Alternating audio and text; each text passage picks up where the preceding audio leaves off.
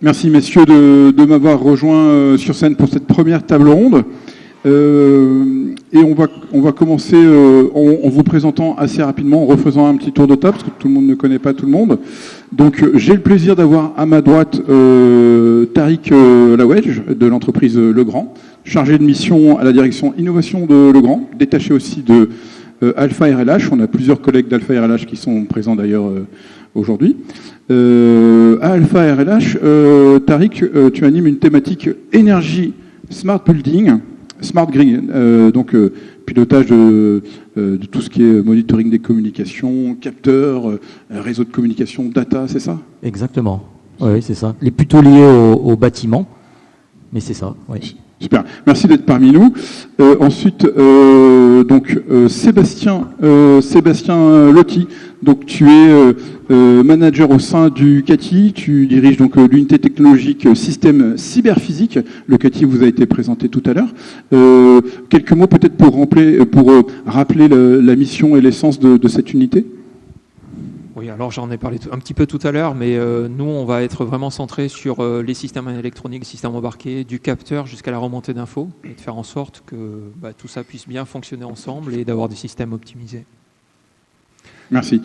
Et enfin, à tes côtés, tu es accompagné par donc, Nicolas Chevalier, qui est le directeur général de système, système en une phrase pour ceux qui dormaient tout à l'heure. Alors, on va le redire, mais centre de transfert de technologie en électronique et hyperfréquence. Super, très bien pitché. Et enfin, aux côtés de Nicolas, nous avons Cyril Ménidier du laboratoire XLIM, qui est une unité du CNRS Limoges, Poitiers, pour ceux qui l'ignorent.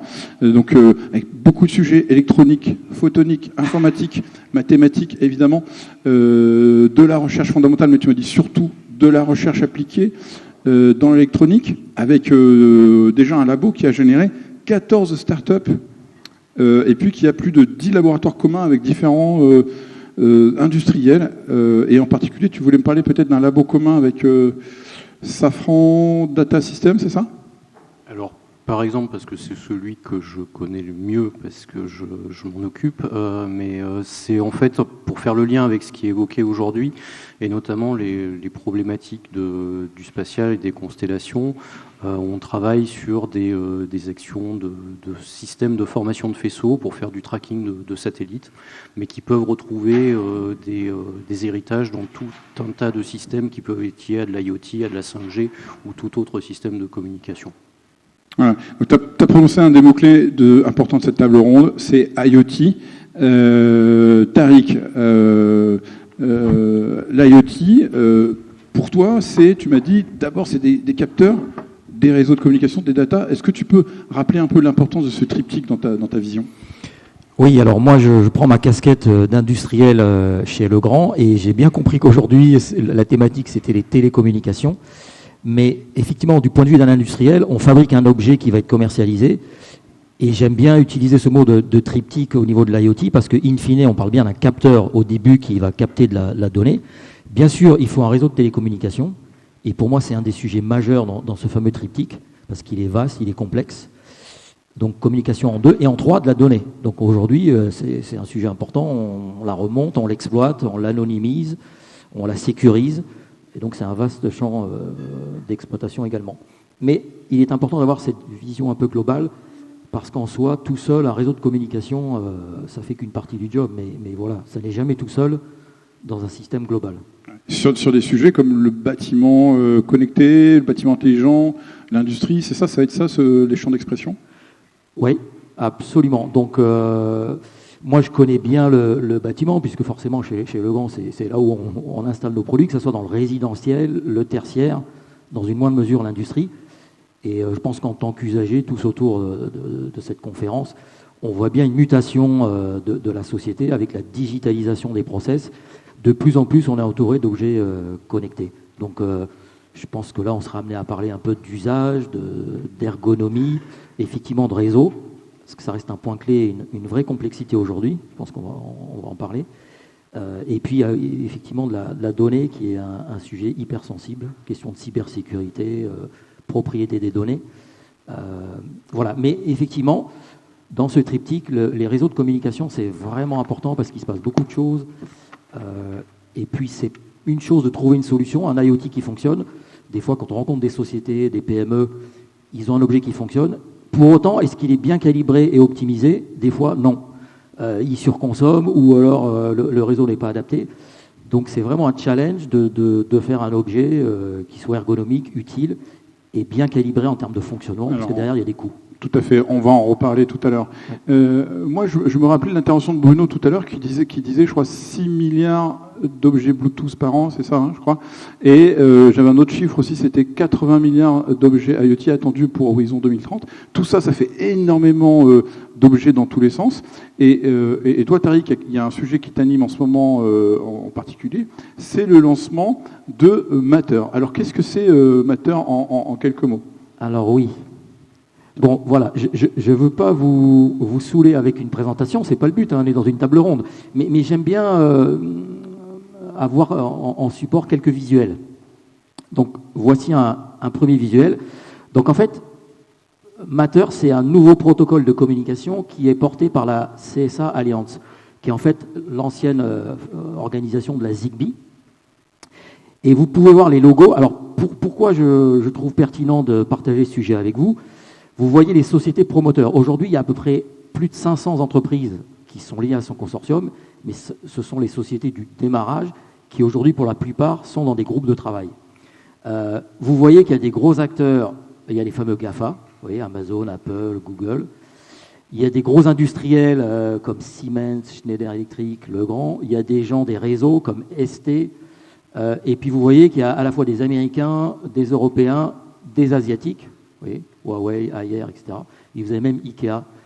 Bref, je trouvais intéressant d'en parler parce qu'il se passe quelque chose d'important. Tous ces gens-là se sont mis autour de la table pour travailler en commun et essayer de simplifier le fonctionnement de l'IoT et notamment des réseaux. Alors, il faut que je passe, c'est ça? Oui, voilà. Donc, en fait, le constat, c'est quoi? C'est que, si vous êtes d'accord, on peut dire que dans les années 80, on a eu l'émergence de la domotique. Bon, ça fait un peu un flop, mais si je prends juste un exemple, vous aviez un thermostat électronique avec des cristaux liquides, c'était pas facile à régler, un peu complexe. Bon, voilà, ça n'a pas trop marché. Aujourd'hui, c'est beaucoup mieux avec la digitalisation. On a des écrans intuitifs, des gens comme Apple, Google ont fait beaucoup pour ça. C'est beaucoup mieux. Néanmoins, il y a quand même des freins à l'adoption de ces technos, parce que, vous l'avez vu, le premier slide dans la matinée, il y a énormément de réseaux. On a cité BACnet, Zigbee, Enocean, etc. Bon, il y en a plein. Et donc, le souci majeur, c'est ce qu'on appelle, nous, communément, l'interopérabilité.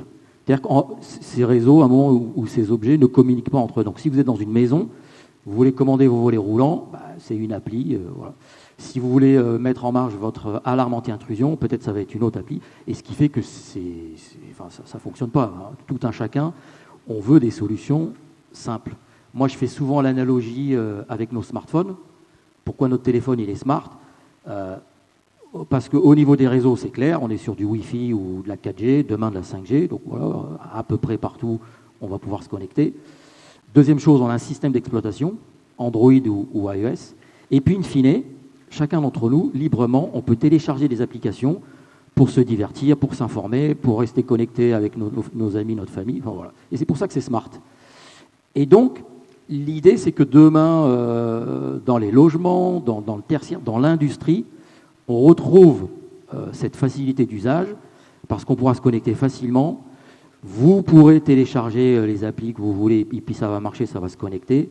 Et donc, on aura un taux d'adoption beaucoup plus important. Alors, c'est plus facile de le dire comme ça, là, en 2 minutes avec vous, que de le réaliser. Mais donc, c'est pour ça que la CSA Alliance est partie. Donc, vous avez ce consortium de gens qui travaillent depuis maintenant 2019.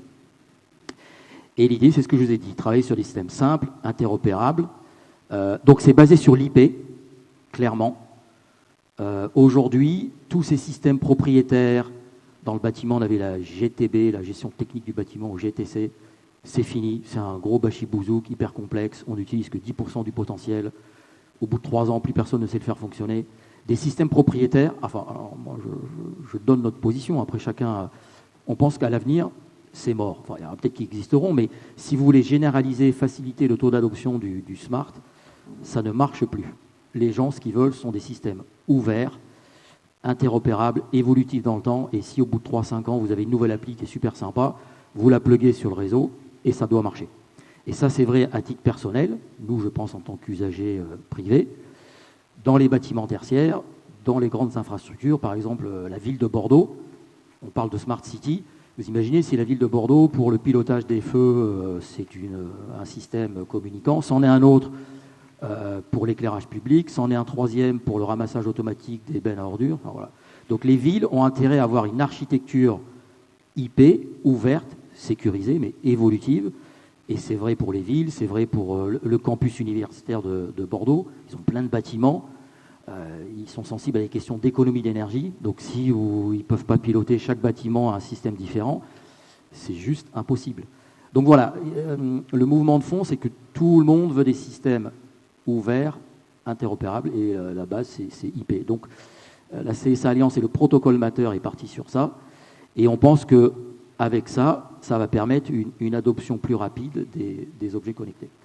Donc, voilà, il y a un joli bulldozer qui est en train de se lancer pour un peu inciter justement à l'homogénéité des technos. Mais tu disais, on n'est quand même pas très sûr sur à quel moment la fusée va vraiment décoller. C'est ça, on ne sait pas trop.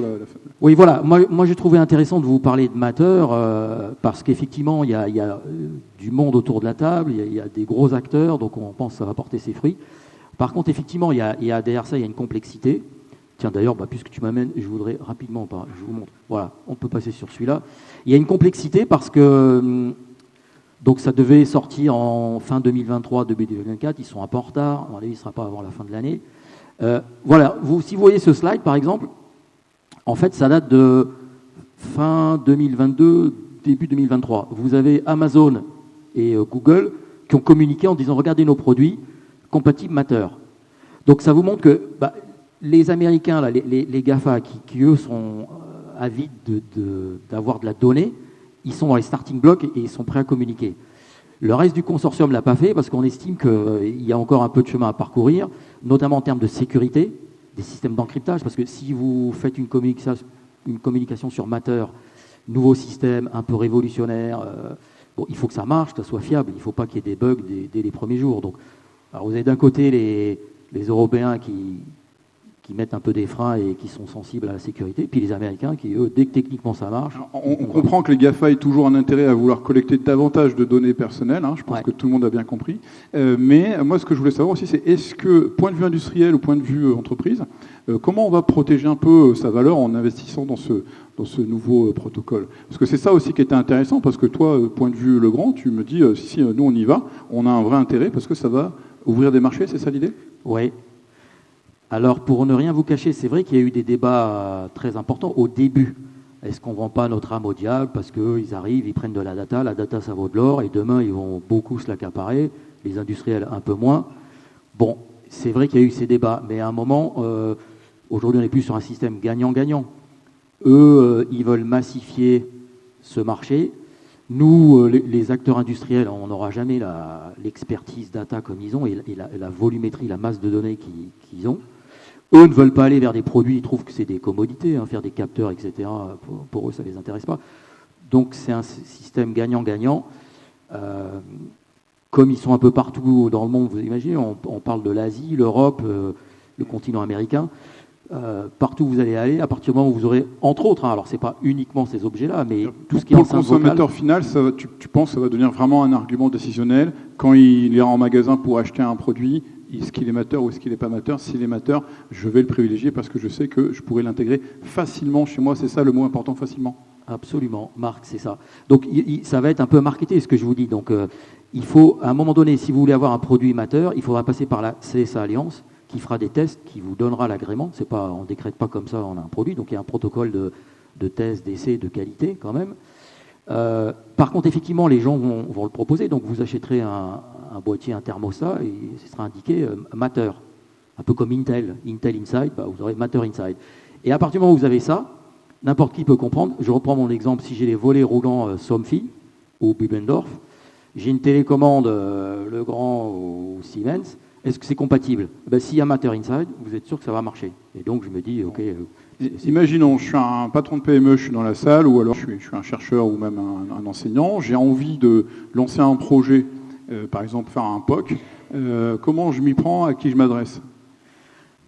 Alors, justement, c'est le sujet dont on discutait entre nous. On va peut-être faire circuler après le micro, parce que je pense que Sébastien... Je vais donner... ouais. Mais alors, il n'y a pas de vérité absolue dans ces sujets. On voit bien que c'est de la techno, ça évolue. Bon, moi, je vous partage une conviction. Vous avez vu, il y a pas mal d'industriels qui y croient. Nous, on croit au développement de Matter. Donc moi, le conseil que je donnerais, c'est qu'il faut rester en éveil, être un peu à l'écoute. Et alors justement, l'intérêt, c'est que des gens comme Cathy System, ils ont des experts, ils sont au courant de ces sujets, de plus en plus, ils seront impliqués. La connectivité Standard Alliance, ils auront intérêt à diffuser le message, parce que plus d'acteurs experts seront partie prenante, plus ça sera facile à diffuser. Donc, ça sera les bons interlocuteurs. Donc moi, je serai une PME demain. Je me dis, tiens, ok, ça existe. C'est peut-être une bonne opportunité. Je n'ai pas besoin de développer 30 protocoles. Dans le public, en discutant avec les participants pendant la pause, il y a quelque chose qui m'a été remonté, c'est la crainte un peu de l'obsolescence de ces technologies. C'est-à-dire que régulièrement, on nous parle de nouvelles techno, nouveaux frameworks, etc. Et il y a beaucoup d'ingénieurs, de personnes parmi nous qui ont investi des sujets les années passées et qui les ont vus lentement abandonner. Est-ce que finalement, le critère, c'est avoir une masse d'acteurs qui s'est réuni en consortium suffisamment important pour peser suffisamment lourdement sur l'industrie pour être certain que ça va être bien adopté, que ça va durer dans le temps? C'est ça la recette? Oui, Marc, moi je crois. Si vous avez vu tous les acteurs, donc qu'est-ce qu'on peut... On peut revenir sur la slide peut-être. Oui. Voilà, c'était celle-là. Ouais. Vous imaginez toute la série de produits développés, etc. Et si on dit au bout d'un an, le système il est obsolète. En fait, il y a 600 entreprises, parce que là, on voit juste un échantillon, c'est ça. Je crois que c'est 600 entreprises, il me semble. Oui, c'est ça. Aujourd'hui, il y en a plus de 600. De plus en plus rejoignent. Donc, toutes les 600 ne participent pas au groupe de travaux. Hein. Mais voilà, on est un peu solidaires. Donc, du coup, si vous faites du buzz sur Matter et pour qu'au bout de 6 mois, 1 an, on dit c'est obsolète, moi, je ne l'imagine pas. D'ailleurs, la CSA Alliance a édité comme règle, au minimum, de faire des updates tous les 6 mois. Bon, voilà, c'est comme ça au démarrage. Donc, encore une fois, il n'y a pas un système parfait. Hein. D'ailleurs, cet après-midi, vous parlerez de l'IoT et la 5G. Voilà, c'est un complément intéressant pour peut-être plus des usages industriels, pour des grosses infrastructures. À chacun de se faire son idée, mais là, vraiment, il y a du monde autour de la table et tout le monde va œuvrer pour que ça soit pérenne dans le temps, autant que possible. Bon, après, ce sont des technos, mais... Et puis, ce que je disais aussi, au niveau de la sécurité, de la data, qu'il y a un vrai plus, que ce ne soit pas juste un protocole nouveau, et ce n'est pas non plus parce qu'il y a beaucoup d'acteurs autour de la table qu'il n'y a que ça de bien, c'est pas ce qu'on dit. Mais voilà, ça oblige à avoir un niveau d'exigence élevé pour que ça fonctionne bien. Et en tout cas, nous, on y croit et on met des moyens. Donc, il y a, je ne sais plus combien, il y a plus de 400 personnes qui travaillent régulièrement là-dessus. C'est quelque chose qu'on n'a pas vu dans notre industrie depuis un paquet de temps. Hein. On est tous un peu en silo, avec des systèmes propriétaires qui ne communiquent pas.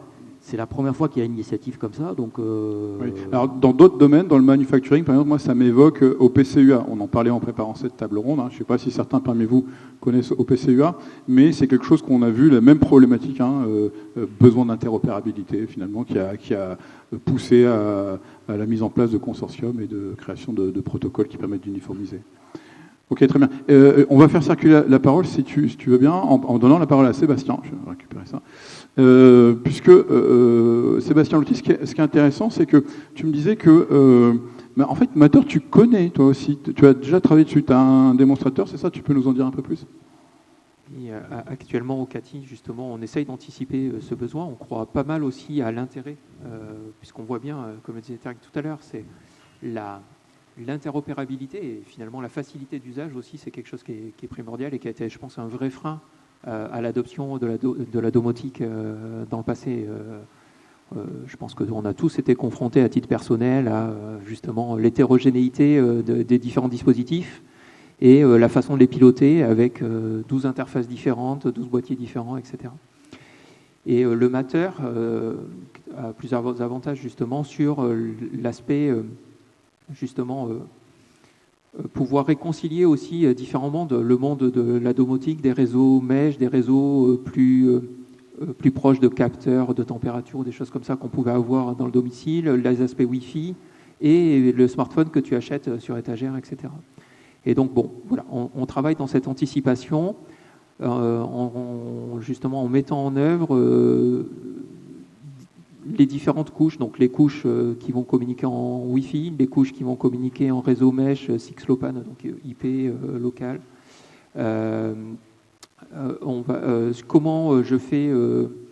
Comment j'intègre la compatibilité avec le réseau amateur et faire en sorte que tout ça puisse discuter avec une interface.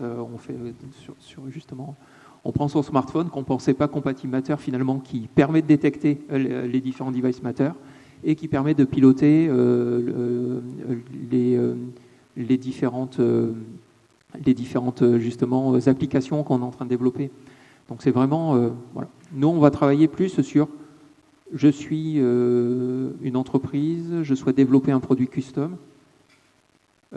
Sur quoi je peux m'appuyer, qu'est-ce qui marche pas, comme le disait Tariq, tout ça bouge quand même. Un avantage sur l'obsolescence quand même, c'est que là on parle vraiment d'un aspect protocolaire finalement. Et du coup, il y a peut-être moins d'adhérence que quand on mise tout sur une technologie spécifique, avec une bande de fréquence, une modulation spécifique ou autre. Là on est plutôt sur comment on rend tout ça fonctionnel et comment on fait de la plomberie, quoi. On connecte les tuyaux entre eux. Justement, on a une première question du public, j'ai envie de dire priorité au public. Lorsqu'on parle de système ouvert pour Matter, est-ce qu'on parle d'open source ou d'un accès à des API? Alors, Tariq, Sébastien, qui veut s'y coller?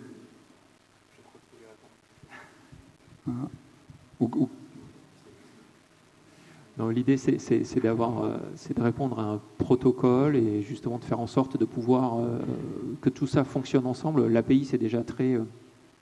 on est dans l'implémentation finalement. Donc, ouais. Je ne suis pas certain qu'il y ait des API standards. Je parle sous le contrôle des gens qui ont regardé de façon plus précise. Je ne pense pas qu'on parle forcément de ça. Mais plutôt, l'idée, c'est d'avoir des logiciels, des stacks logiciels. On en parlait tout à l'heure dans la présentation de Bruno. C'est comment on fait pour que tout cet effort d'interopérabilité logicielle à travers des API puisse faire en sorte que le concepteur de l'objet lui-même se concentre que sur sa valeur ajoutée et pas sur redévelopper. Quand on fait une application qui fonctionne en Ethernet ou en Wi-Fi, on ne se pose plus la question de quel est le protocole qu'il y a derrière. C'est standard.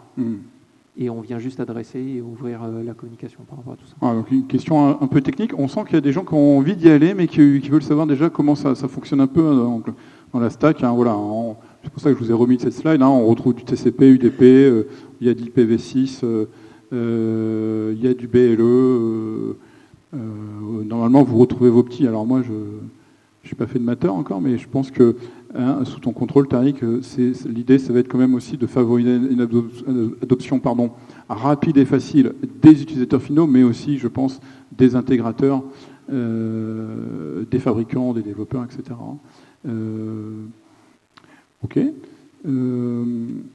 Alors, Cyril, Legrand est venu te chercher, tu m'as dit, est venu vous chercher, le Xlim, pour de la domotique il y a quelques temps, pour travailler sur des marchés de masse. Voilà.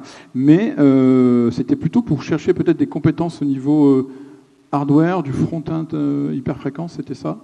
Oui, en fait, c'est ça. Et en fait, je voulais directement un lien avec ce qu'on vient de dire avant. Moi, ce que j'apprécie beaucoup comme terme, c'est l'interopérabilité. Pour moi, c'est la clé, à la fois sur tout ce qui va être lié au système communicant lié à l'IoT, mais c'est vrai pour tous les systèmes communicants aujourd'hui.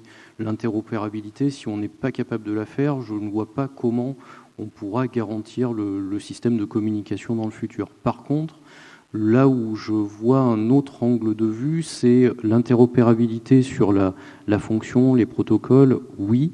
Par contre, sur la façon de concevoir les produits qui vont communiquer et qui vont être interopérables, ça ne va pas nécessairement exiger ou pouvoir être compatible d'une universalité au niveau des front-end et au niveau du matériel. Là, il va quand même falloir qu'on réfléchisse, on va dire, un peu au cas par cas en fonction des applications, mais c'est que dans cette équation du cas par cas, pour rebondir sur ce qui a été dit tout au début, il y a l'aspect énergétique. Parce que si on veut faire des objets qui soient communicants, à un moment, il faut rationaliser par rapport aux besoins le développement de la solution. C'est-à-dire que d'un point de vue académique, même si je suis dans un laboratoire de recherche et on fait du fondamental, on est souvent aussi sollicité sur des besoins applicatifs et donc on part de l'application et on va remonter sur comment essayer de répondre à cette application au mieux possible.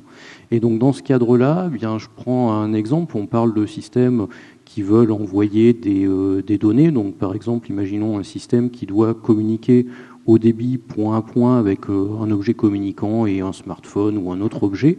Là, il va falloir qu'on puisse garantir une certaine qualité en termes de débit, ce qui veut dire que le front-end doit être quand même un petit peu évolué dans la façon dont on va penser les équipements électroniques. Donc quand je parle du front-end, pour moi, c'est la chaîne qui va contenir les antennes, les filtres, la partie émission, réception, toutes ces couches-là. Et en fait, il va falloir mettre en contrebalance combien de tout ça va consommer et est-ce que c'est acceptable pour pouvoir garantir le besoin. Et si on est sur une application qui n'est pas, par exemple, sur du multimédia, qui va être beaucoup plus bas débit, comme on a vu, on a des protocoles qui peuvent être dédiés à du très très bas débit, ça ne sert à rien de surspécifier le hardware à ce moment-là pour qu'il consomme énormément, pour envoyer énormément de données, si on a besoin de transmettre que quelques data par paquet et par seconde. Alors, tu m'as dit quelque chose en préparant la table ronde que j'ai bien aimé. Tu m'as dit, c'est pas la peine de construire une Bentley si on a juste besoin d'une Twingo, en gros. C'est ça ? Ouais, c'est un peu. Je l'ai simplifié un petit peu comme ça, mais c'est exactement l'idée. En fait, pour faire le lien avec la sollicitation qu'on avait eue, alors et maintenant ça remonte à presque 10 ans sur ces applications qu'on avait fait donc avec la société Legrand, on avait été sollicité pour intégrer des antennes dans des systèmes d'appareillage, typiquement interrupteurs sans fil, tout ce qui pouvait être luminaire et toutes ces choses-là. Et il y avait un vrai driver qui était de dire il faut qu'on trouve une technologie d'antenne qui soit suffisamment low cost pour ne pas faire exploser le coût du produit, et il faut qu'on puisse garantir le bilan de liaison malgré tout dans l'application. Et donc là, on pourrait se dire c'est un besoin très industriel, donc c'est plus une étude d'ingénierie qu'une étude académique. Et en fait, ce projet-là, il a été pour nous le point de départ de quelque chose de très important, où en fait, on s'est dit, on va essayer de faire une antenne qui répond aux besoins, et on va faire ça sur un matériau assez bas coût, donc un verre époxy standard qu'on utilise en électronique. Le problème, c'est que ces matériaux, ils ne sont pas vraiment faits pour les hyperfréquences, et quand on va fabriquer, quand on va réaliser, mesurer les antennes, dans les lots, on va s'apercevoir que ça ne fonctionne plus tout à fait exactement sur la fréquence qui était voulue au départ. Et donc en fait, on a travaillé sur une solution, donc à l'époque c'était dans le cadre d'un projet FUI, donc où on était avec Système, et où on a travaillé donc sur une solution où on est venu corriger après fabrication les antennes, c'est-à-dire qu'on a mis en place une méthodologie de conception d'antennes, donc sur du PCB pur. Et en fait, on s'est dit, si ça dérive en fonction des lots à la fabrication, on va venir juste rajouter un composant CMS, une capa ou une self, qu'on vient souter en post-production, juste pour corriger la dérive qu'il y avait sur chez le prestataire qui a fabriqué les circuits ou en fonction du lot d'approvisionnement qui avait été fait pour les substrats. Et ça a très bien fonctionné. Et en fait, ça nous permis de déclencher tout un tas de nouvelles idées et en fait on a redécliné en fait le principe à tout un tas de choses qu'on a dérivées sur autre chose que de la domotique. On en a fait des antennes à beamforming par la suite, on a revu un peu différemment des concepts qui avaient été vus dans le monde académique il y a longtemps et on les a remis au goût du jour et à l'état de l'art. Et en fait c'est parti d'un besoin qui avait été spécifié par un industriel. Donc pour nous c'est très important. Parce que même si on est des chercheurs ou on travaille dans des laboratoires de recherche, en fait, on n'est pas déconnecté, on va dire, du monde réel. Donc, on le disait tout à l'heure, on est très proche des acteurs qui sont sur le terrain par le fait qu'on a beaucoup d'actions via des laboratoires communs, etc. Mais en fait, c'est aujourd'hui, pour nous, un moyen de créer de la valeur ajoutée en recherche et d'ouvrir des nouvelles pistes de recherche. Et ça, c'est aussi quelque chose qu'on fait grâce à l'interaction avec le CRT, parce que quand on travaille sur ces applications-là, nous, on a besoin souvent de use case en fait, pour nous challenger. Et des fois, c'est le CRT qui va aussi nous mettre en contact avec ces industriels ou qui va nous faire participer ou nous solliciter avec lui pour participer à des projets. Donc plus récemment, alors pas dans le contexte de l'IoT, mais on a un bel exemple de montée en TRL avec une collaboration entre la société Ariane Group, System et Xlim, où en fait nous on part d'un concept un petit peu amont, System va nous aider à le monter en TRL pour qu'ensuite l'industriel puisse en tirer parti pour une future application. Sur ce besoin d'antenne aussi, un point que je voulais à nouveau aborder avec toi, que j'ai trouvé très intéressant, c'est que Xlim, vous avez été aussi à nouveau sollicité sur de la miniaturisation d'antennes. Hein. Alors, je ne sais pas dans quelle mesure aussi Nicolas de Système est aussi concerné, mais là, il s'agissait de faire une antenne 100 fois moins grande que la taille classique. Alors c'est une sollicitation qu'on a actuellement, on n'a pas encore la solution, un beau challenge. Mais on va dire la miniaturisation d'antenne, c'est effectivement aussi un des gros points qui peut faire un lien avec l'objet connecté du côté utilisateur, parce que souvent l'objet connecté, on pense tout de suite à un petit objet. Donc de l'autre côté, il va communiquer avec une station ou avec un système de plus grande dimension. Donc là, il y aura moins de problématiques d'intégration. Mais sur l'objet connecté, à un moment, en fonction de la taille de l'objet, de la fréquence à laquelle on va travailler, du débit, on va devoir dire, l'antenne, qu'est-ce qu'il faut qu'elle ait comme performance.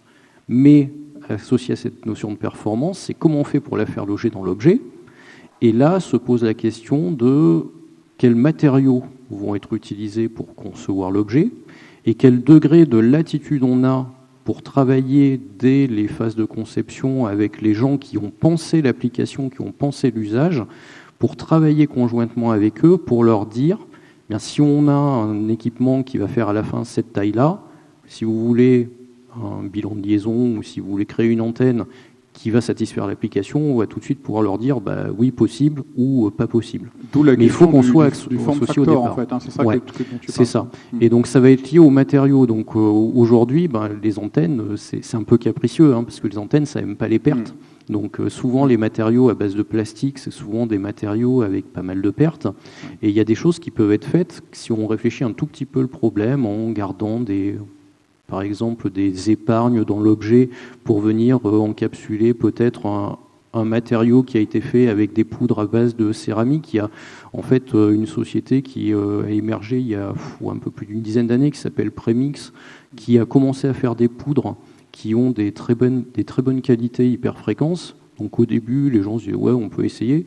Aujourd'hui, en fait, c'est dans ce que vous avez notamment sur vos smartphones, si vous avez des Samsung, quasiment toutes les antennes sont fabriquées sur une partie de la coque avec ce matériau-là, parce qu'en fait, il permet d'avoir accès à ces performances-là. Et donc, c'est lié aussi au form factor.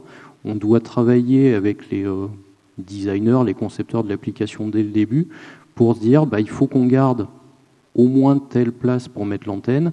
On essaye de travailler de pair avec l'industriel pour voir quels matériaux sont possibles ou pas, pour essayer de les miniaturiser. Et donc là aussi, nous, on a tout un champ de recherche possible sur des collaborations avec des gens qui font des matériaux spécifiques et qui pourraient aller peut-être vers cette miniaturisation à l'extrême. Alors les antennes, c'est aussi ton domaine, Nicolas, chez Système. Et en parlant, tu me disais que quand même, toi, ce que tu observais, c'est que un des éléments favorisant les usages, on parle beaucoup de technologie depuis ce matin, mais on essaye, et Tariq avait ouvert la table ronde là-dessus, de recentrer vraiment sur les usages, les besoins. Toi, ce que tu as observé à ton niveau, c'est que la facilité de la mise en place de la techno était quand même un critère assez important d'adoption. Est-ce que c'est quelque chose que tu observes aussi sur les antennes ? Alors, pour reprendre un petit peu sur le déroulé, on a présenté qu'il y avait beaucoup de solutions technologiques ce matin et on n'était pas exhaustif. Ce qu'on se rend compte, c'est qu'il y a un vrai besoin de répondre pendant des années à des nouvelles applications. Donc, de ce point de vue-là, on a développé tout un tas de technos. Nous, on a été confrontés à des moments à développer des technos différentes avec des systèmes antennaires différents dans l'optique vraiment d'avoir des systèmes optimisés. Je pense que l'initiative Matter, elle est intéressante dans ce sens-là. Si on regarde un petit peu, effectivement, histoire de centraliser un petit peu les besoins. Donc les technos existent. Comment on centralise un petit peu ça pour avoir une seule réponse. Ce que tu disais, Cyril, sur la partie justement de ne pas sortir le char d'assaut pour tuer une mouche, c'est notre exemple. Mais effectivement, ce qui est intéressant dans Matter, c'est qu'on va pouvoir utiliser différentes technos qui vont être supportées au-dessus par Matter. On regarde d'autres sujets, côté industrialisation, côté industriel, on se rend bien compte qu'il y a des tonnes de solutions technologiques qui ont été développées pour répondre à des besoins. Et est-ce que Matter répond à ce moment-là? J'en suis moins sûr.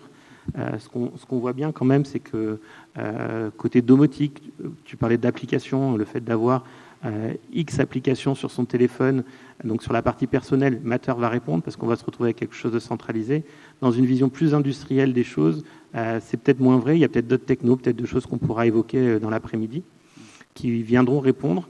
La seule différence, il faut bien faire attention, c'est effectivement de ne pas sortir l'artillerie lourde pour répondre à des problématiques qui sont les capteurs bas niveau, où on a besoin de peu d'informations sur des distances un peu... Artillerie lourde qui peut être aussi peut-être, non pas dans les moyens techniques mis en œuvre ou côté hardware-software, mais peut-être aussi un frein dans le côté aspect normatif ou complexité, c'est ça? C'est-à-dire qu'on voit peut-être ce qui favorise, on comprend que le besoin d'interopérabilité, ça va favoriser, mais est-ce que aussi il n'y a pas des freins qui sont constatés sur tout ce qui touche au normatif ou même à la complexité de la prise en main?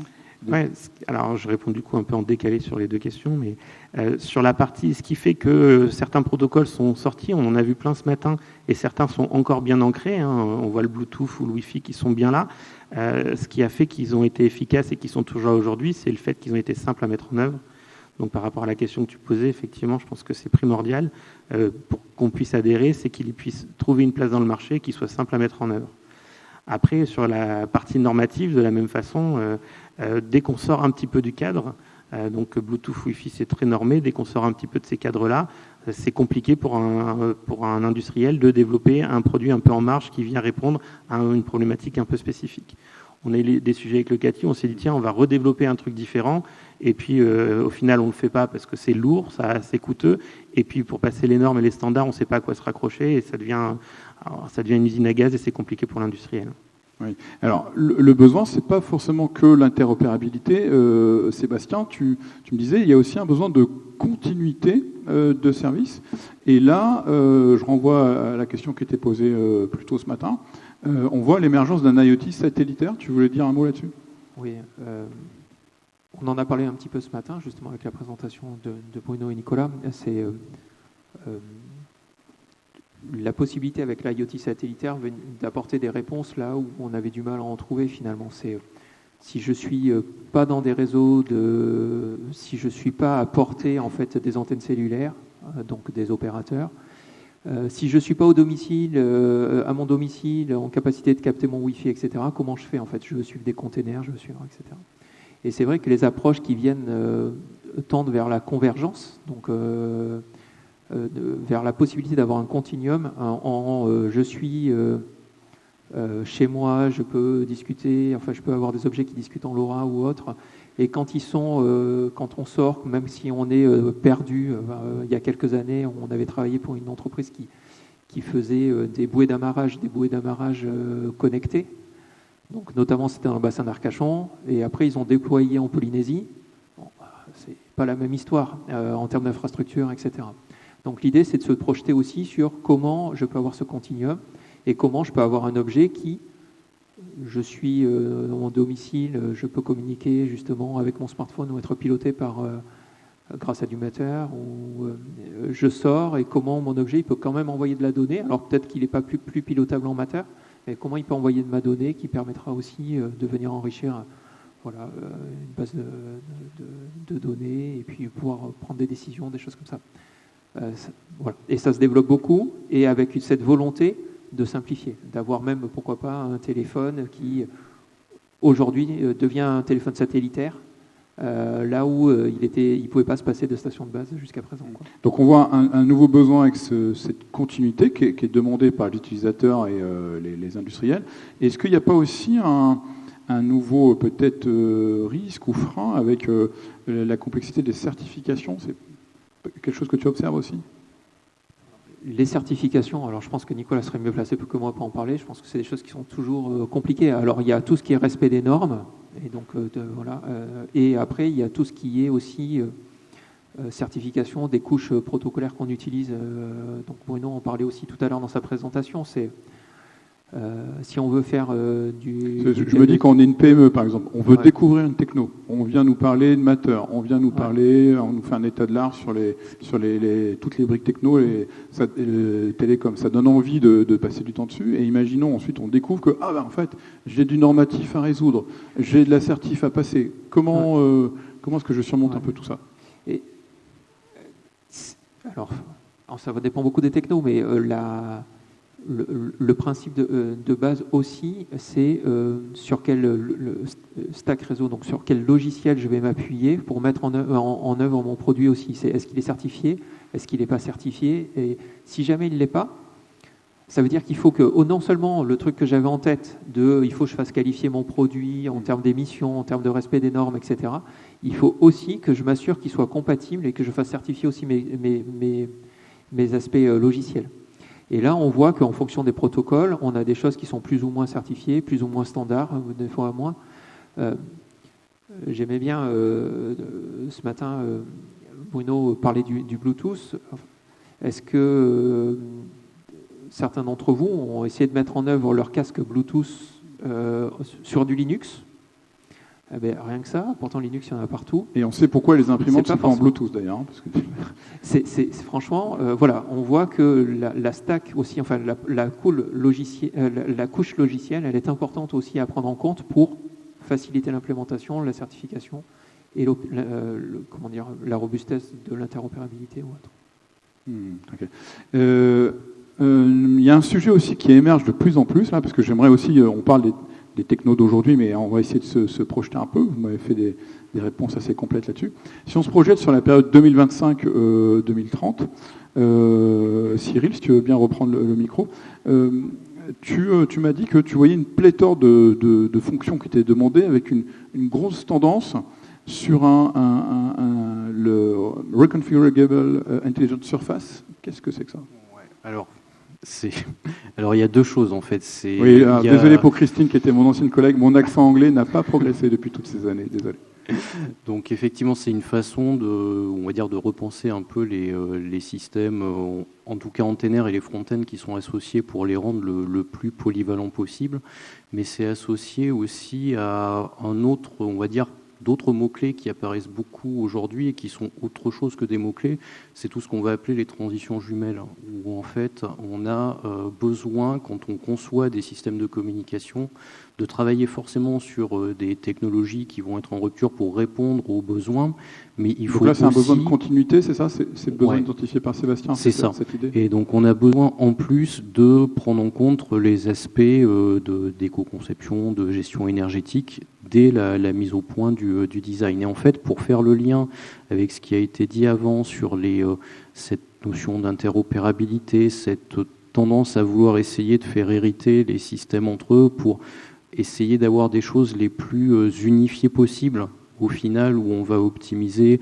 à la fois la partie logicielle, on va essayer d'optimiser au mieux la partie matérielle qui va avec. Il y a des tendances en ce moment qui donc sont ce qu'on appelle des Reconfigurable Intelligent Surface. C'est une façon de voir les antennes où on essaye de simplifier la complexité du système pour, par exemple, faire du beamforming électronique. Pour certaines applications liées à l'IoT, je pense peut-être à un système où on aurait une antenne dans un entrepôt ou sur un site industriel qui va venir interroger tout ce qui se passe en termes de colissage, en termes de ce qui se passe au niveau des gestions des équipes, etc. On peut avoir besoin de ce beamforming, mais le problème c'est que le beamforming ça coûte encore aussi un petit peu cher aujourd'hui. Et donc aujourd'hui la tendance c'est d'essayer de limiter... Quand tu dis cher, tu penses en budget, en temps? On est... On va parler si on parle d'antenne qui fait vraiment de la formation de faisceaux électroniques pour faire du gain, donc transmettre de la data avec du haut débit, on est sur des dispositifs à quelques milliers d'euros si on cherche à faire un terminal. Vous avez beaucoup entendu parler des terminaux Starlink, etc. Donc il y a des prix qui sont annoncés où on sait qu'ils sont plus ou moins peut-être supérieurs à ce qui est annoncé sur le vrai coût qui est en production derrière, mais on est quand même sur des coûts importants. Et donc ça, c'est lié au fait qu'il y a quand même tout un tas de composants là-dedans qui, pour créer cette diversité de fonctions, va être relativement coûteux. Donc la tendance à simplifier avec des approches technologiques. La façon dont on fait ce beamforming peut être une clé pour le futur. Et toi, tu me disais que dans tes travaux, dans ta réflexion, tu intégrais de plus en plus, tu considérais de plus en plus l'éco-conception et que l'auto-alimentation était aussi un sujet qui apparaissait. Alors ça, avec du couplage électromagnétique, ouais, par exemple. Ça existe depuis pas mal d'années. Alors il y a tout ce qui est lié à ce qu'on appelle de la téléalimentation. Donc ça peut être super intéressant pour pouvoir venir faire du télérelevé à distance d'objets IoT sans avoir besoin de les alimenter, voire peut-être même supprimer la pile enterrée qu'il peut y avoir sur certains objets communicants. Mais il y a aussi tout ce qui va pouvoir être associé à cette réduction de la consommation d'équipements qui sont soit avec des systèmes numériques, soit avec des systèmes analogiques, que ce soit l'un ou l'autre. On en reparlera probablement cet après-midi, mais c'est dans tous les cas assez consommateur d'énergie. Il y a des nouveaux trade-offs à optimiser, à définir, et qui doivent être faits de pair avec la façon dont on conçoit les objets. Alors, nous, on essaye de s'inscrire dans cette démarche-là. On ne dit pas qu'on maîtrise tout ce qui est lié à ce qu'on va appeler de l'éco-conception, parce que typiquement, quand nous, on travaille sur des matériaux avec des PCB, on n'est pas sûr d'être le plus optimum possible.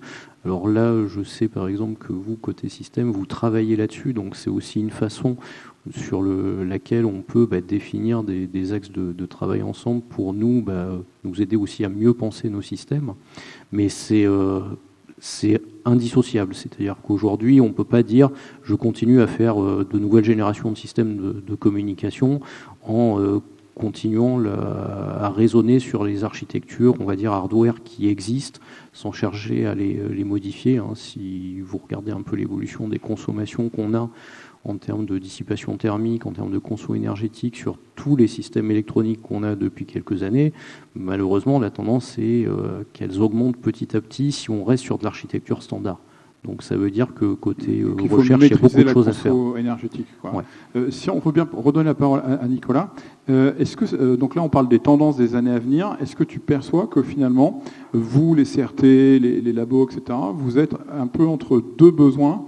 Un besoin industriel qui vous dit on veut maîtriser la conso énergétique parce qu'il y a des enjeux économiques, et peut-être un enjeu aussi du public qui dit on veut maîtriser un impact environnemental. Est-ce que c'est pour ces sujets que vous êtes allé sur des projets de cellules photovoltaïques aussi ou... Alors effectivement, la complexité qu'on a là et de tout ce qu'on a évoqué, c'est que on apporte des nouvelles technos, donc on fait du remplacement technologique, on ramène des nouvelles solutions. Ça a un coût en CO2 à un moment donné, puisqu'on remplace des choses qui existent par des nouvelles applications. Il y a une forte demande finalement de connectivité. On parlait d'hyperconnectivité, on veut pouvoir être connecté partout, on veut que nos systèmes puissent communiquer de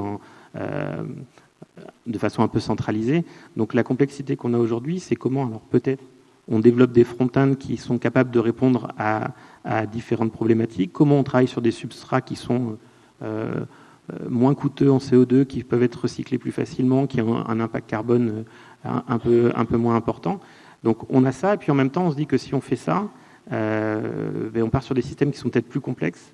Et donc là, on est vraiment dans ce compromis-là. Est-ce que les solutions technologiques qui permettent finalement de limiter un petit peu cette multiplication des front-end RF, est-ce que finalement, en les centralisant, on n'a pas un deuxième mauvais coup qui est de faire des systèmes beaucoup plus complexes et beaucoup plus coûteux? Donc il y a tout ce travail-là qui est en train de regarder un petit peu ça, et puis travailler sur des nouveaux types de substrats. Après, effectivement, on a des solutions donc, sur la partie récupération d'énergie RF, c'est des choses qu'on a travaillé d'ailleurs ensemble à un moment donné, ou en ce moment sur plutôt utiliser des capteurs qui vont être sans énergie enterrée, qui vont simplement utiliser l'énergie qui arrive. Et c'est vrai qu'effectivement, on a un sujet sur communiquer à travers des cellules photovoltaïques, par exemple, qui permettent à la fois de récupérer l'énergie pour faire le traitement et puis faire le rôle qui va être celui du capteur. Donc on communique à travers la cellule.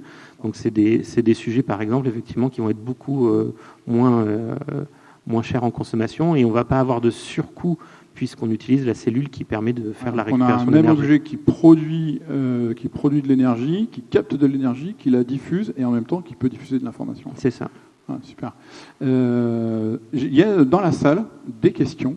en particulier qui concerne un besoin, une demande sur les appareils radio autonomes à faible consommation.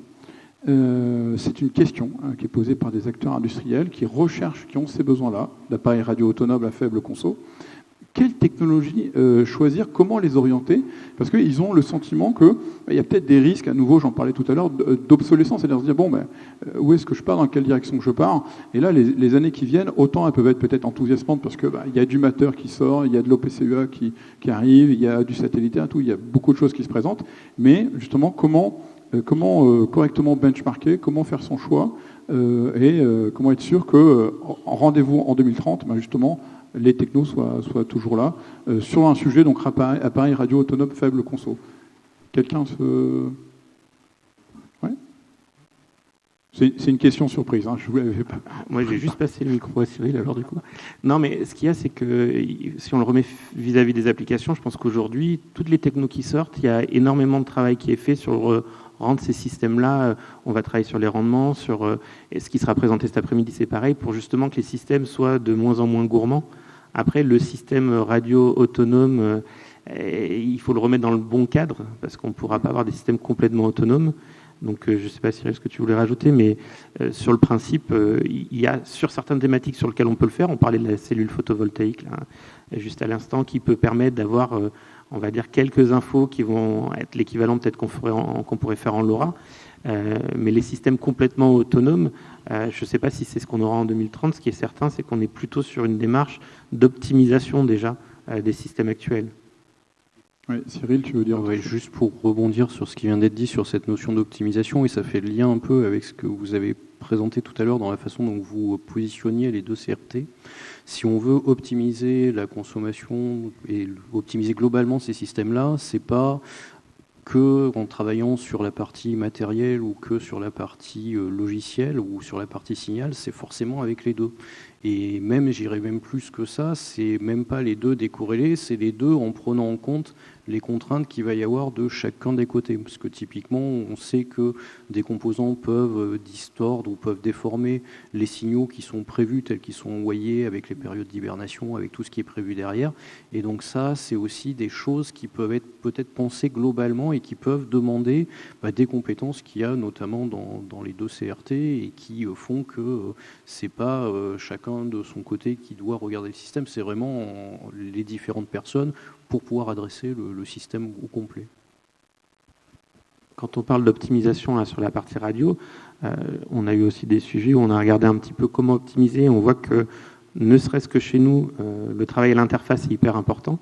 Les spécialistes de chaque bloc en fait, vont faire leur boulot et en fait, on se rend compte que le vrai gain, il est aux interfaces. Et je pense que ce que tu dis, c'est que peut-être qu'il faut qu'on travaille aussi beaucoup plus nous, parce que le travail à l'interface, avec une vision beaucoup plus système, avec un S ou celui qu'on voudra, pour le coup, il va vraiment permettre de franchir un pas, et puis il faut le traiter de façon générale.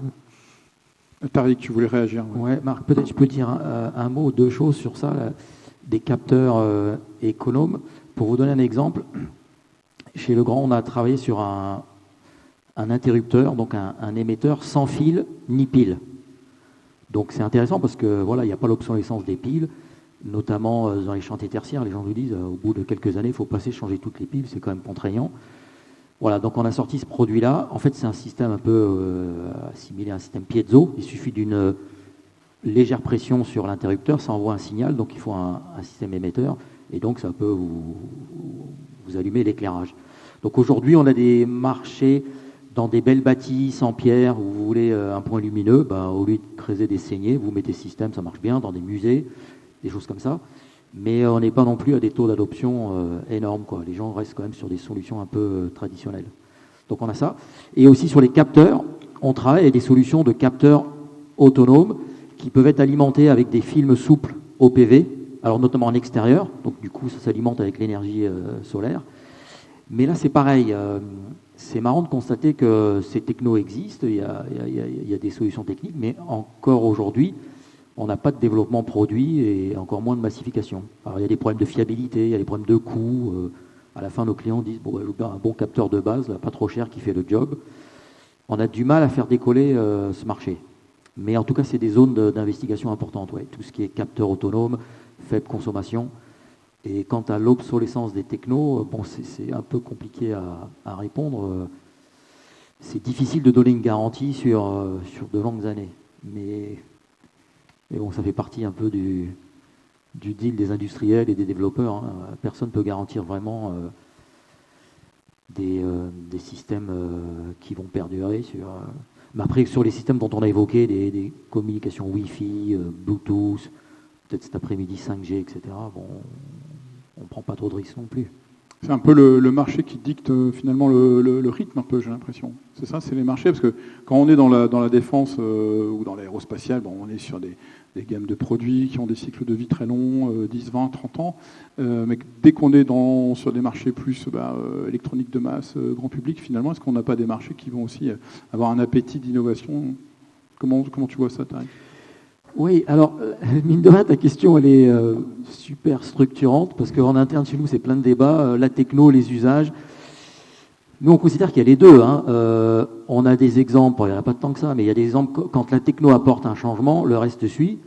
Par exemple, en téléphonie, quand Apple a sorti son smartphone avec des touches, alors qu'on était avec des boutons, c'est pas trop le marché qui a dit « je veux un smartphone avec des... » Bon, c'est eux qui ont sorti le système, et l'industrie a suivi, du coup il y a eu des applis, enfin voilà, c'est la techno qui a drivé le marché. Après, plus communément, des exemples comme ça, il n'y en a pas des masses non plus. Hein. Plus souvent, c'est effectivement, il y a des contraintes d'usage, de prix, d'accès au marché, d'acceptabilité. Bon voilà, ce sont des contraintes, mais à nous de franchir le pas, on est un peu dans les deux systèmes sont vrais. Hein. Donc, Oui, puis quand on joue au jeu de l'anticipation du futur, il faut peut-être rester aussi modeste, parce qu'au moment où Apple sortait ça, Nokia, la direction se réunissait et disait qu'ils n'avaient pas d'avenir. Donc, bon. Nicolas, tu voulais réagir ? Ouais, mais en fait, j'allais dans le sens de Tariq. Je ne sais pas si c'est de RWU que tu parlais tout à l'heure, mais on a eu un projet justement tous les trois avec Legrand qui était de se dire comment on supprimait la conso en veille des équipements, des capteurs, de plein de choses. On a une solution techno qui était sympa, qui avait bien plu à Legrand, pas au marketing, parce qu'on les a intégrés trop tôt, et c'est là que ça a bloqué. Mais la question, c'est qu'il y a 10 ans, en fait, on se posait déjà ces questions-là. Il y a des technos qui pouvaient exister, et on se rend compte que surcoût pour le client, et du coup, côté Legrand, on s'est dit non, on va pas faire payer le fait que ça consomme moins au client, et ça s'est arrêté là. Et le marché, là, pour le coup, a vraiment drivé la techno. D'accord. Et sur ces sujets-là, c'est vrai que maintenant, aujourd'hui, peut-être que, et pour revenir sur les questions que tu avais tout à l'heure, ce qui peut aussi faire changer les choses, c'est les certifications, les contraintes environnementales qui disent à partir de maintenant, on veut des systèmes qui fonctionnent de telle ou telle façon, ou des solutions techno qui traînent depuis des années dans les tiroirs vont pouvoir ressortir. Là, l'exemple qu'on avait, nous, dans le projet, c'était la télé en veille qui consomme, et on se disait, c'est quand même idiot d'avoir un truc qui consomme à la maison. On disait que la domotique allait exploser, on a plein de capteurs qui sont là et qui consomment pour rien. Et la solution, c'était de se dire, on les éteint quand même et on est capable de les réactiver à distance quand on a besoin. En termes d'économie d'énergie, il y a un facteur qui est important. Par contre, au niveau du marché, il y avait un petit surcoût qui n'était pas énorme, je crois, mais qui était quand même un surcoût sur les produits Legrand. Ça aurait fait sûrement perdre un petit peu d'activité. Donc le marketing n'a pas voulu... Finalement, les courbes d'adoption des différentes technos peuvent être surprenantes même pour des spécialistes, parce que on voit par exemple, je fais un parallèle rapide avec les IA génératives, c'était des sujets qu'on connaissait avant la mode de ChatGPT, et pourtant, bien malin, celui qui aurait pu dire que en 2 mois, ils allaient faire 100 millions d'utilisateurs. Donc je pense que c'est vraiment aussi quelque chose qui est assez passionnant finalement dans vos métiers. Hein. C'est qu'on est sur des technos avec des potentiels très très forts, mais je reviens à la question qui a été posée par une personne du public, c'est toujours assez complexe de dire il va se passer ça de cette manière-là. Surtout, voilà, techniquement, nous, on va regarder que dans l'œil technique, on peut avoir des solutions. On revient sur les réseaux. Il y a 20 ans, il y a plein de solutions qui sont arrivées sur le marché. Je pense sincèrement que le fait d'avoir mis du Bluetooth dans un téléphone portable, ça a sûrement joué énormément en la faveur du développement du Bluetooth, à contrario de plein d'autres systèmes qui étaient peut-être tout aussi bons d'ailleurs. Hein. Et c'est là, je pense que si un Legrand demain veut se mettre sur du Matter, ça a un poids. Si un Legrand demain dit moi je veux quelque part avoir un développement de produits intégrant ces technos-là, ça va peser aussi, quoi. Je pense que c'est important d'avoir des industriels dans un rôle de prescripteur finalement, aussi peut-être d'expression du besoin, des CRT plus dans un rôle peut-être de neutralité, d'objectivité technologique. C'est important aussi d'avoir cet avis de tiers, quoi, critique. Je veux rester sur les tendances de demain, avant de conclure cette table ronde. Cyril, tu as identifié un sujet que je trouve très intéressant, j'ai envie qu'on en parle. Ce sont tes travaux sur la communication en champ proche. Alors j'y ai pensé parce que Tariq a évoqué son capteur là, sans fil et sans pile. Tu peux nous en parler un petit peu plus, parce que je pense que c'est le rêve de tout le monde ici, de plus d'avoir de fil au bureau ou à la maison. Effectivement, c'est une grosse tendance là qu'on voit émerger. Alors c'est sur les travaux 6G en fait, sur lesquels la plupart des labos travaillent depuis au moins 3 ans. On regarde, si vous regardez dans la communauté internationale, ça se bouscule beaucoup à ce niveau-là. C'est trouver des solutions. Alors pour monter à des fréquences où on pourrait faire de l'ultra haut débit, mais par contre pour faire des communications très courte portée. Et donc typiquement, c'est dans l'objectif de faire sauter un petit peu tout ce qui est connectique qu'on peut avoir sur des usages domestiques. Donc en gros, c'est le câble HDMI que vous pouvez avoir sur la télé, c'est les câbles USB que vous pouvez avoir entre le PC et un disque dur, et essayer de tout remplacer par des liaisons ultra haut débit. Et là, ça pose un très très très gros challenge. Parce qu'en fait, on travaille dans... On est sur 60 gigas en théorie, c'est ça ? On est au moins sur du 60 gigas. Et derrière, ça pose des problématiques où on travaille non plus sur des ondes qu'on qualifie de formées champ lointain, mais des ondes en champ proche, qui sont plus délicates à étudier et qui font appel du coup à un mélange de métiers. Parce que là, on ne peut plus décorréler l'étude de la partie, on va dire, hardware, de la partie forme d'onde et du canal de propagation qui est associé. Parce qu'on est sur un canal de propagation qui, par nature, va être très bruité, parce que même si on est sur des très courtes distances, on est sur un environnement complètement hétérogène. Parce qu'en gros, le téléphone, il peut être, enfin pas le téléphone, mais on va dire le PC portable peut être sur la table basse avec le disque dur à côté, il peut être posé sur vos genoux, il peut être n'importe où. Si on veut pouvoir assurer le fonctionnement, ça veut dire qu'il faut penser le système en fonction des natures des signaux qui vont être transmis dessus. Et il faut le faire de pair avec les gens qui vont travailler sur la forme d'onde, et notamment le protocole qui va être associé à ces communications-là. Donc ça, c'est un gros champ d'investigation, je pense, pour les prochaines années. Et il y a même ce qu'on appelle de la formation de faisceaux champ proche. Donc il peut avoir des applications 6G pour pouvoir orienter les faisceaux un peu à la demande, mais très très courte portée, pour pouvoir faire vraiment de l'allocation la plus... efficace d'un point de vue énergétique. Et il y a aussi des gens qui regardent ça, alors pas pour la problématique qu'on regarde aujourd'hui, mais dans le domaine biomédical, pour faire des applicateurs aussi, pour pouvoir faire des faisceaux de rayonnement champ proche très localisés et très formés avec une densité particulière. Et ça, c'est quelque chose qui est très regardé en Asie, très regardé aux US, et en Europe, il y a beaucoup, notamment les opérateurs qui sont en train de se jeter dessus. Et tous les acteurs de la 6G ont beaucoup d'actions là-dessus, donc 60 gigas, 90 gigas, 150 gigas. Effectivement, on attend ça avec impatience. Donc avant de conclure cette table ronde, pour terminer, quel conseil est-ce que vous donneriez aux entreprises, aux organisations qui souhaitent finalement tirer parti des meilleurs usages et anticiper ces besoins ? Alors la question appelle une réponse assez évidente, mais je la pose quand même. Quel conseil donneriez-vous ? Nicolas. Faire une réponse très commerciale, mais je pense que sur ces sujets-là, l'idée c'est de s'associer à des experts. On a vu la complexité depuis tout à l'heure. Là, on a parlé d'antennes. Les sujets qu'évoque Cyril, clairement, c'est pas des choses qui peuvent être développées en interne dans une PME qui veut se lancer sur un système communicant. Donc, c'est de s'approcher des bons experts. On s'est un peu vendu tout à l'heure en disant que sur pas mal de sujets, on était les bons points d'entrée. Je pense que, vu le monde dans lequel on vit... Il faut rappeler une chose aussi peut-être aux entreprises, c'est que engager la conversation, ça peut se faire à n'importe quel moment en fait. Et le plus tôt c'est fait, le mieux c'est. Et voilà, vous êtes vraiment en attente et vous répondez très rapidement. Ouais, on a une veille qui permet normalement de répondre à ces questions-là, que ce soit entre CATI et système, qui doit permettre de répondre quand même assez largement à ces questions-là. On vient de le dire, on parle de Matter, on parle en dessous de Matter de plein de techno, on parle de choses complètement émergentes, on parle de services, de besoins qui sont complètement divers et variés, d'intégration, d'énergie. Il faut se rapprocher des bonnes personnes, s'entourer des bonnes personnes pour pouvoir le faire. Et on se dit qu'en tout cas en Nouvelle-Aquitaine, vous avez la chance d'avoir 2 acteurs qui peuvent permettre d'y répondre. Oui, c'est ça. Il y a une logique vraiment de service aux entreprises que je veux répéter, rabâcher, parce que souvent dans le monde de l'entreprise, on regarde les CRT, on ne comprend pas toujours, et on se dit, tiens, est-ce que ça va me ralentir dans ma réflexion de R&D? Pas du tout, au contraire. C'est un accélérateur très important. Sébastien, oui.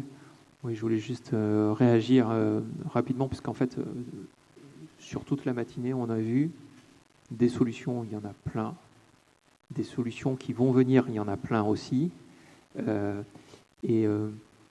Se retrouver dans cette jungle, c'est pas facile, parce qu'il faut prendre en compte tous les aspects hardware, tous les aspects antennaires, tous les aspects normatifs, tous les aspects de sécurité, tous les aspects logiciels d'implémentation. Et je pense qu'en toute modestie, on essaye de faire beaucoup de travail de veille technologique, d'anticipation, de prise en main. Et malgré ça, on ne connaît pas tout et on n'a pas de certitude non plus sur tout. Mais par contre, clairement, on essaye d'avoir une vision assez large et assez maîtrisante de ce qu'on pense être un avenir. Donc, en gros, quand on veut faire un objet communicant et qu'on a souvent une problématique un peu spécifique, sinon on reste dans les standards, probablement qu'il y a une solution qui existe. Encore faut-il la trouver, savoir l'implémenter de façon robuste, ce qui n'est pas facile. Nous, on peut contribuer, mais plein d'autres acteurs, et certainement dans la salle aussi, il y a des acteurs qui peuvent aider aussi à passer ces caps-là. Oui. Tout à fait. Tariq, éventuellement, peut-être aussi, de ton point de vue. Oui, non, alors je rejoins tout à fait. Hein. On parle de technologie. C'est un domaine qui évolue rapidement. C'est un peu complexe malgré tout. Donc, moi, le conseil que je pourrais dire, c'est de rester en veille, même si on a poussé certaines solutions, là, dont Matter, qui peut simplifier. Mais il faut rester en veille. En fonction de vos besoins, la solution peut différer. Donc, et effectivement, c'est bien d'avoir des structures comme Cathy System qui peuvent aider. Peut-être juste un mot sur les consommations, ce qu'on disait. Oui. Malgré tout, je ne veux pas qu'on ait cette idée que ça reste un océan d'incertitudes. C'est quand même pas vrai. Je pense qu'au niveau des développements, des industriels, tout le monde a en tête ces concepts qu'on a évoqués, numérique responsable, éco-conception, recyclabilité des produits. Voilà, tout le monde intègre ça, et consommation énergétique. C'était peut-être pas le cas il y a 2, 3, 4 ans, mais aujourd'hui, tout le monde tient compte de ça. Et après, moi, je crois à une segmentation naturelle en fonction des besoins. Donc, on a parlé de Matter pour le résidentiel, très certainement. Par contre, si vous êtes sur des grosses infrastructures tertiaires ou un hôpital avec du traitement d'image, la bande passante, c'est important, la latence, là, on va être plus à l'aise avec des systèmes 5G.